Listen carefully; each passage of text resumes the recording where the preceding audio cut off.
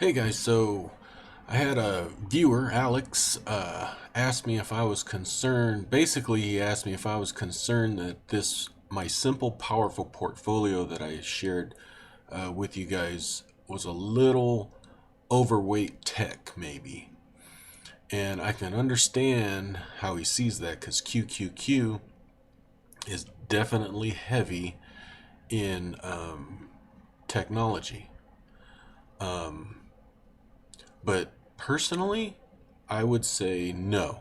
I'm not concerned. And actually, depending upon your age, your risk tolerance, you could possibly flip flop this and have QQQ be 70% and SPHD be 30%.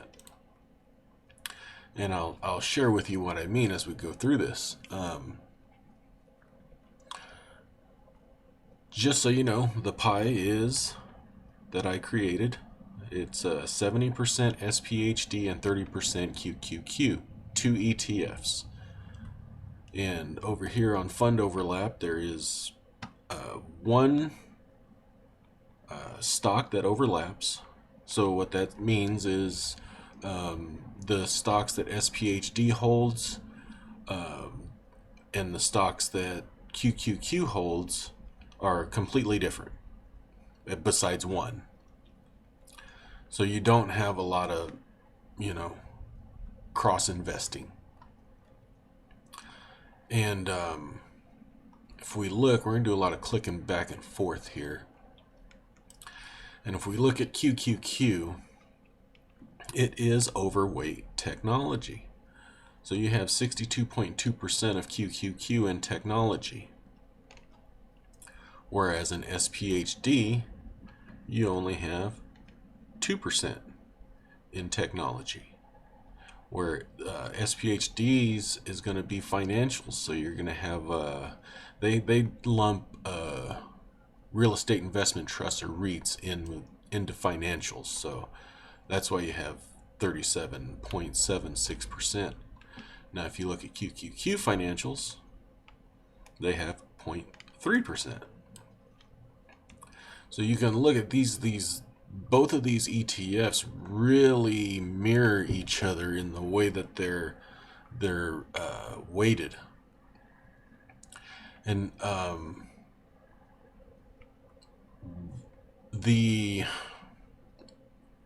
concern is, are you concerned that you're overweight in certain companies because of how QQQ overweights their top, essentially their top, let's see, 1, 2, 3, 4, 5 companies.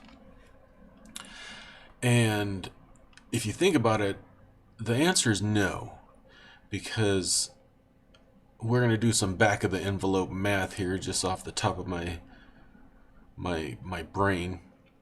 Let's say you had $100,000 invested into this pie.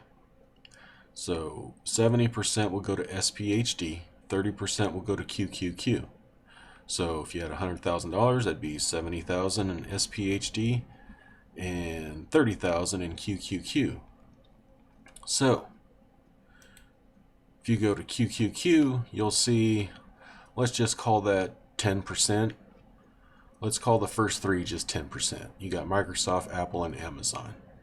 So you have $30,000 invested in QQQ. So essentially your exposure to Microsoft, Apple, and Amazon is 10% of the $30,000 that you're invested. So that's $3,000. So what does that $3,000?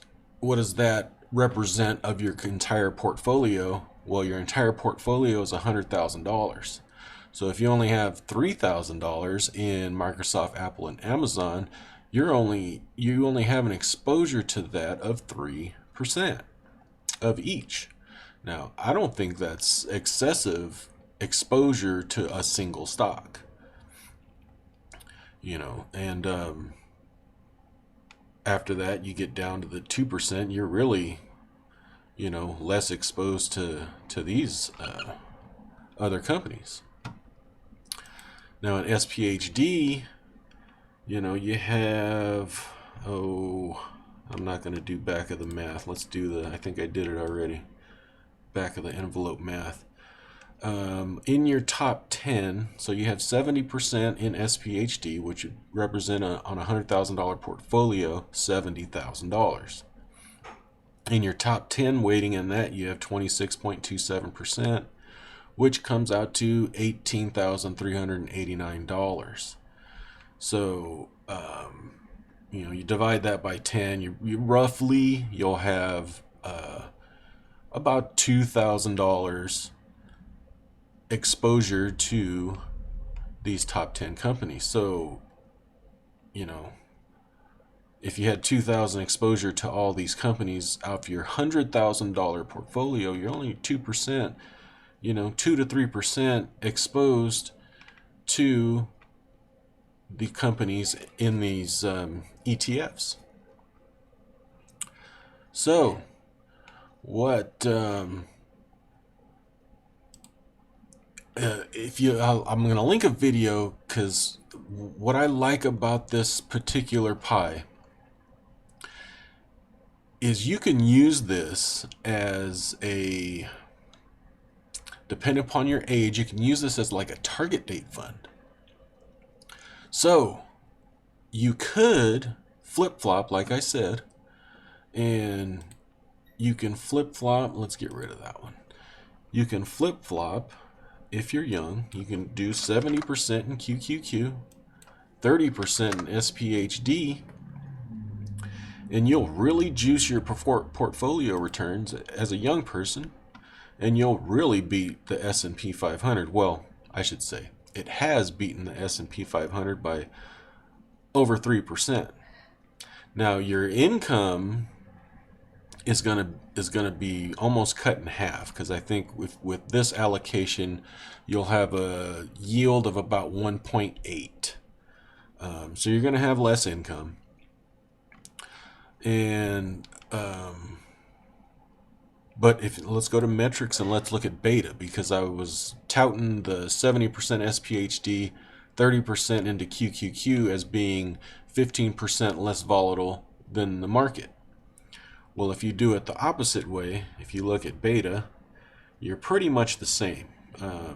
If you do 70% QQQ and 30% SPHD, you have a 1.01 market.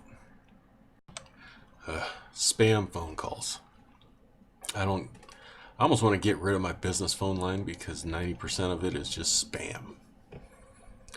So where was I?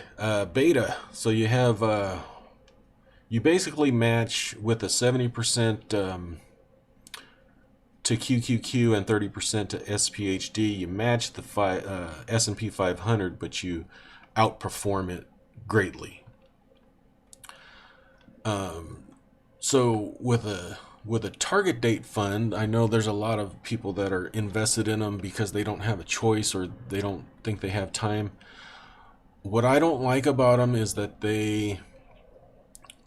all they do when they revert, if you don't know what a target date fund, so a target date fund, as you get older and get closer to retirement, it sells equities and buys bonds.